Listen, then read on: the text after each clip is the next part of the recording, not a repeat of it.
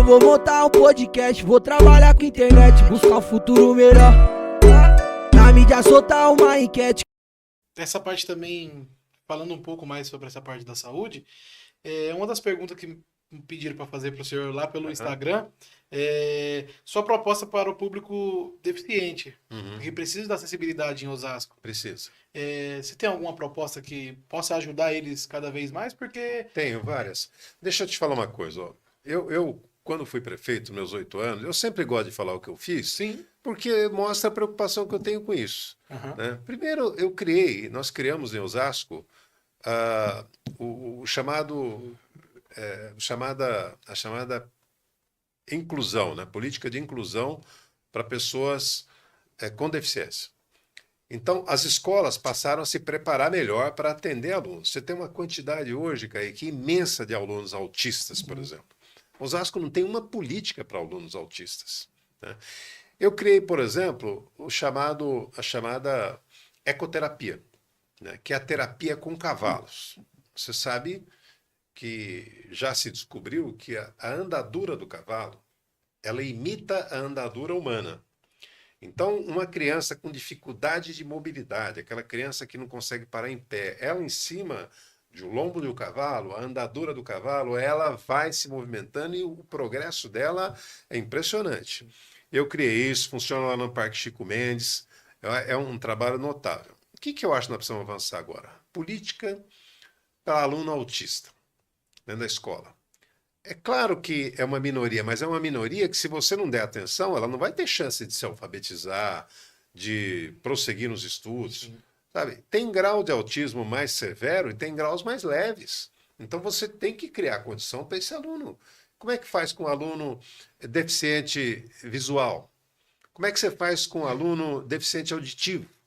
Né? Como é que você cria políticas que ele possa acompanhar? Então, eu quero fazer isso. Contratar professores, capacitar, preparar as escolas para isso. Todas as escolas que eu reformei na minha época, nós colocamos acessibilidade nas escolas. Né? Eu coloquei também, pela primeira vez, os ônibus com acessibilidade, aquele ônibus com elevador de rampa para cadeirante poder subir no ônibus e tal. Né? Tudo isso precisa ser aprofundado. Mas eu quero te falar também de uma outra coisa, que são as calçadas de Osasco. Nós estamos criando um programa, né, que vai chamar Calçada Segura, que é o quê? Você anda hoje, sabe, se você vai no médico, o médico fala assim, você tem que caminhar. Aí você vê o seguinte, num bairro como Conceição, você vai caminhar onde? Né?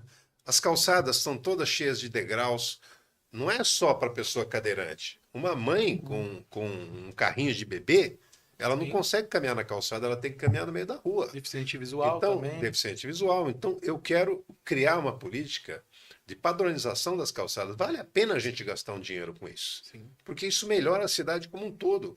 Uma pessoa idosa, ela tem mais dificuldade para caminhar. Então, se você padronizar isso, você melhora muito. Então, eu quero iniciar esse programa de padronização das calçadas. Eu criei também em Osasco o chamado Servindo, que é aquele serviço de vans que levam o cadeirante para o médico, para a escola e tal. Né? Isso foi criado em 2005, né? No meu primeiro ano de mandato. Ele continua do mesmo tamanho, ele precisa ser ampliado o Servindo. Sim. Servindo não dá mais conta, né? Evidente. Na época eu criei ela com 5 ou 6 vans, né? Adaptadas, preparadas, motoristas treinados. Agora, evidente que ela não dá conta mais, precisa de muito mais vans, muito mais gente para atender mais gente. Investimento. Né? Então, são algumas das ideias para o público das pessoas com deficiência.